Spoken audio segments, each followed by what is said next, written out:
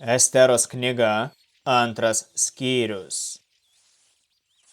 Po šių įvykių karaliaus Ahasvero pykčiui aprimus, jis atsiminė, ką Vaštė padarė ir kaip ji buvo nubausta.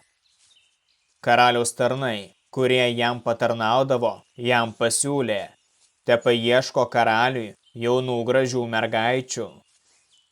Tepaskiria karalius visuose kraštuose vyrų, kurie visoje karalystėje ieškotų gražių mergaičių, atgabentų jas į Sūzų rūmus, į moterų namus ir perduotų karaliaus eunuchui Hegajui, moterų prižiūrėtojui. Ir tegu duoda joms visą, ko reikia joms pasipuošti. Kuri mergaitė patiks karaliui, taps karalienė vietoj Vaštės. Pasiūlymas patiko karaliui. Jis taip ir padarė. Sostinėje Sūzose gyveno vienas žydas, vardu Mordechajas, sūnus Jeiro, sūnaus Šimio, sūnaus Kišo, iš Benjamino giminės, kuris buvo ištremtas iš Jeruzalės kartu su Judo karaliumi Jechoniju, kurį ištrėmė Babilono karalius Nebukadnecaras. Mordechajas užaugino Hadasą, savo dėdės dukterį, kitaip vadinamą Estera. Ji neturėjo tėvų, bet buvo labai graži ir patraukli mergaitė. Jos tėvams mirus, Mordechajas ją įsidukrino. Paskelbus karaliaus įsaką, į Sūzus buvo atgabenta ir Hegajo globai pavesta daug gražių mergaičių. Estera taip pat buvo paimta į karaliaus namus Hegajo, moterų prižiūrėtojo globon. Mergaitė jam patiko ir įgijo jo palankumą. Jis greitai parūpino jai įvairių papuošalų ir tai, kas jai priklausė, bei 7 tarnaitės iš karaliaus namų ir apgyvendino ją ir jos tarnaitės geriausioje moterų namų dalyje. Estera nesakė apie savo kilmę ir savo tautą, nes Mordechajas buvo liepęs jai tylėti.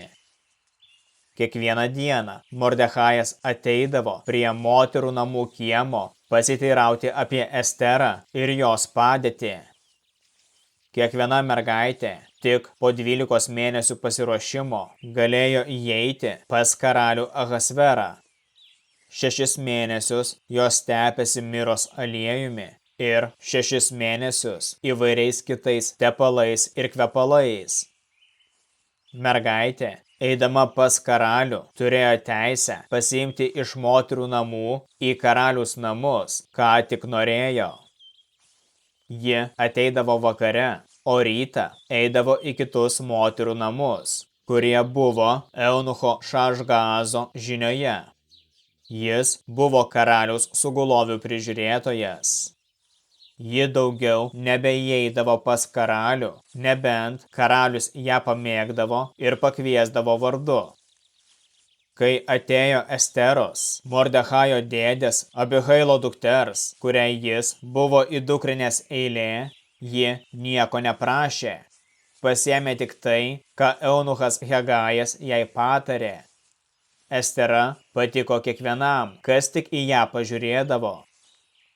Estera į karalius Ahasvero rūmus nuvedė 7 jo karaliavimo metų 10 mėnesį, vadinamą Tebetu.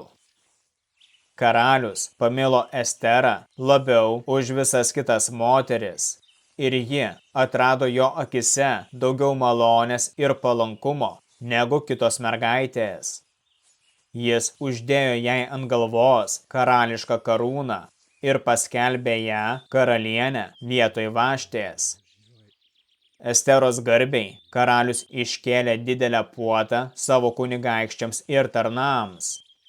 Tai buvo Esteros puota. Jis sumažino mokesčius savo karalystėje ir davė karališkų dovanų.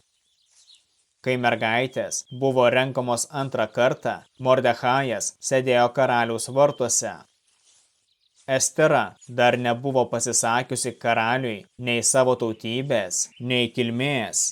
nes Mordechajas taip buvo jai liepęs. Estera klausė Mordechajaus, kaip ir tada, kai jis ją augino. Mordechajui sėdint prie karaliaus vartų, 2 karaliaus eunuchai, Bigtanas ir Terešas, durų sargai, supyko ant karaliaus ir tarėsi jį nužudyti. Mordechajas tai išgirdęs pranešė karalieniai Esterai, o Estera karaliui Mordechajo vardu. Buvo ištirta ir nustatyta, kad tai tiesa. Abu vyrus pakorė, o įvykį įrašė į karaliaus metraščių knygą.